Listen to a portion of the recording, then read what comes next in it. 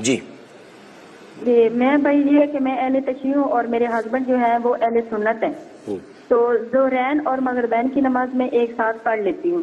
اچھا، تو میرے ہسبینڈ جو ہیں وہ میری نماز کے اس بات پہ اعتراض کرتے ہیں کہ تمہارا نماز کا وقت ٹھیک نہیں ہے۔ روزے پہ نہیں کرتے؟ کھولتے وقت جی روزہ کھولتے وقت نہیں کرتے؟ نہیں، روزہ کھولتے وقت وہ اصل اب ہے نہیں نا، وہ ڈیوٹی پہ۔ اچھا، وہ چپ چاپ کر لیں، آپ کھول لیتی ہیں، انہیں پتہ نہیں چلتا۔ اور کس کس بات پہ کرتے ہیں اعتراض؟ جی اور کس کس بات پر اعتراض کرتے ہیں؟ وہ صرف زیادہ تر نماز پہ ہی کرتے، وہ نماز کو غلط نہیں کہتے، وہ کہتے تمہارا نماز کا ٹائم ہی ٹھیک نہیں ہے، یا تو قضا کر دیتی ہوں یا جلدی پڑھ لیتی ہوں۔ مجالس میں جاتی ہیں آپ؟ جی جی جاتی ہوں۔ اچھی بات، جی جی عجیب بات، ٹھیک ہے۔ آپ پہلے بیسوی صاحب آپ بتا دیں پھر اس کے بعد۔ بسم اللہ الرحمن الرحیم۔ بہن دیکھیں، ہمارے ہاں نماز کا ایک افضل ٹائم ہے، ایک کامن ٹائم ہے۔ اگر ہم مثلا نماز کو افضل وقت پہ پڑھتے ہیں تو ظہر کی افضل وقت ہو جاتی ہے، عصر کا افضل وقت جب سایہ 2 برابر ہو جائے تب ہوتا ہے۔ معصومین علیہ السلام نے اجازت دی ہے کہ ظہر پڑھ لو تو تم عصر پڑھ سکتے ہو، تو اگر ممکن ہو تو ظہر کے تھوڑے فاصلے کے بعد عصر پڑھ سکتے ہیں اور فضیلت کے وقت میں پڑھ سکتے ہیں، یہ اچھی بات ہے۔ اسی طرح سے مغرب کا اول وقت ہے، اس کے فوراً بعد معصومین علیہ السلام نے بتایا کہ عشاء کا ٹائم ہو جاتا ہے، آپ پڑھ سکتے ہیں، لیکن عشاء کا فضیلت کا وقت جو ہے جب وہ ریڈشنس غروب کی طرف ختم ہو جاتی ہے تب ہو جاتا ہے، تو اگر تھوڑا سا فاصلہ کر کے افضل وقت میں پڑھیں تو اس میں زیادہ بہتر ہو جائے گا۔ لیکن یہ آسانی دی گئی ہے، یہ نہیں کہا گیا کہ بس ایسے ہی پڑھو، ویسے نہیں پڑھ سکتے۔ اب اول وقت جو ہے ظہر کا الگ ہے، عصر کا الگ ہے، مغرب کا الگ ہے، عشاء کا الگ ہے، یہ چھوٹ دی گئی ہے۔ ہم سمجھتے ہیں کہ بس ہمیں ایسا ہی کرنا ہے، ایسا نہیں ہے۔ چھوٹ سے استفادہ کریں، اگر موقع ہو تو نوافل ادا کریں، اور اس کے بعد عصر کی نماز اس کے اول وقت میں اور عشاء کی نماز اس کے اول وقت میں ادا کریں۔ جی مفتی صاحب، جمع بین الصلاتین کا جہاں مسئلہ ہے، تو جس طرح انہوں نے فرمایا ہے کہ ان الصلاۃ کانت علی المؤمنین کتابا موقوتا، قرآن مجید کہتا ہے کہ ہم نے اہل ایمان پر نماز وقت مقررہ پر فرض کی ہے۔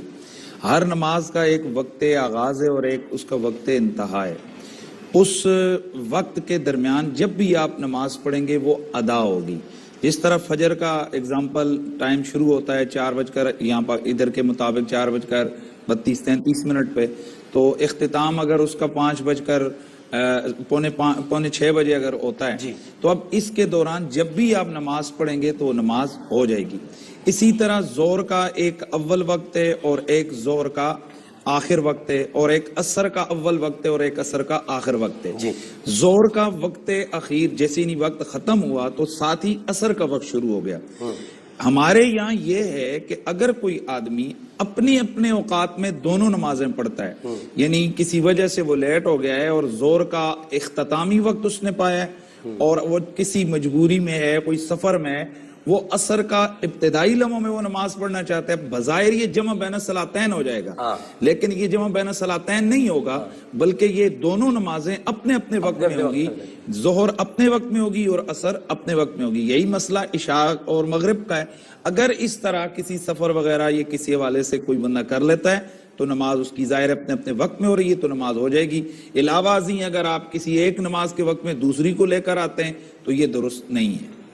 اچھا خالد صاحب اس کا جواب دیں، پھر ایک سوال میں آپ سے جی ڈاکٹر صاحب، جیسا کہ مفتی صاحب نے بھی فرمایا اور میسمی صاحب نے بھی فرمایا، بات تو اسی طرح ہے کہ نبی کریم صلی اللہ علیہ وسلم نے 2 دن ہر نماز اول وقت میں بھی اور آخری وقت میں بھی پڑھ کر صحابہ کو بتلائی کہ اس نماز کا وقت یہاں سے یہاں تک ہے۔ البتہ آپ کا جو معمول رہا ہے سوائے عشاء کی نماز کے، آپ ہر نماز کو اول وقت میں پڑھنا پسند فرماتے تھے، اور عشاء کو آپ تاخیر سے پڑھتے، اس لیے کہ ہر نماز کے بعد جو بیچ میں وقفہ آتا ہے، اس وقفے کے دوران جو بندے سے بشری تقاضے سے جو خطائیں ہوتی ہیں، تو جب انسان نماز پڑھتا ہے اللہ تعالیٰ اس دوران ہونے والی خطاؤں کو معاف فرما دیتا ہے۔ تو آپ کی حکمت یہ تھی کہ ہم اللہ سے اپنی خطائیں معاف کرا کے پھر ہم سوئیں، یعنی یہ صحابہ کرام کو آپ نے درس دیا۔ اب رہی یہ بات کہ جیسا کہ مفتی صاحب نے کہا، ان کے ہاں عادت ہے جمع کرنے کی، اسے جمع سوری کہتے ہیں، کہ پہلی نماز کا آخری وقت لے لو اور دوسری نماز کا پہلا وقت لے لو. بظاہر نظر آئے کہ یہ جمع ہو گئی ہیں، لیکن حقیقتاً وہ ہر نماز اپنے اپنے وقت پہ ہوئی ہے، ایک آخر میں ایک اول میں. لیکن نبی رحمت سے تینوں صورتیں ثابت ہیں. ایک جمع تقدیم کہلاتی ہے، جو آپ مثلا اگر آپ ظہر کے وقت میں کہیں سفر کرنا چاہ رہے ہیں تو آپ پہلے ظہر فرماتے، اور ظہر پڑھنے کے بعد آپ عصر بھی ظہر کے ساتھ ظہر کے وقت میں پڑھ لیتے، پھر آپ سفر جاری رکھتے، پھر مغرب کو رکتے جا کے.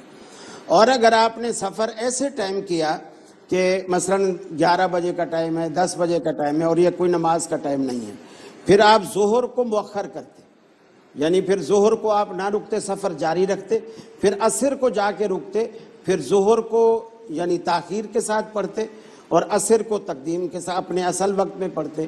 اسے ہم جمع مؤخر کہتے ہیں یا جمع تاخیر کہتے ہیں. رسول اکرم سے تینوں جمع جو ہیں وہ ثابت ہیں. اب رہا اس خاتون کا مسئلہ. پہلی بات تو یہ ہے کہ ظاہر بات ہے کوئی شادی ایسے تو نہیں ہوتا بھی اس نے فون کیا، اس نے کہا ہاں ٹھیک ہے کل اماں کو لے کر آ جانا، ابا کو لے کر آ جانا، شادی ہو گئی ہے. ظاہر بات ہے